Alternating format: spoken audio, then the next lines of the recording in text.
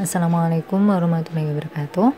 Sahabat Taman Inspirasi, kalau kemarin kita caranya panen-panen sayuran dan buah-buahan, sekarang kami mau membuat kreasi dari botol bekas. Jadi karena di gudang itu banyak sekali botol-botol bekas, jadi daripada terbuang begitu saja, maka kami manfaatkan untuk membuat pot-pot beberapa jenis tanaman yang ada di kebun Taman Inspirasi. Bagaimana caranya? Nah, berikut ini kami sajikan cara membuat pot dari botol bekas untuk teman-teman semua.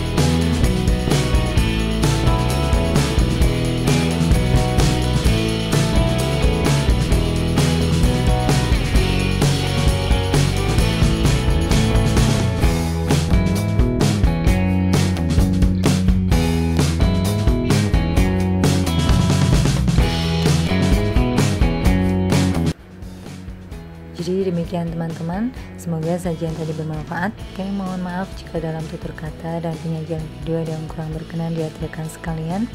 Sekiranya terus berdoa kepada Allah Subhanahu wa taala di setiap aktivitas kita, agar aktivitas yang kita lakukan bermanfaat dan berkah. Sekian dari kami. Wassalamualaikum warahmatullahi wabarakatuh.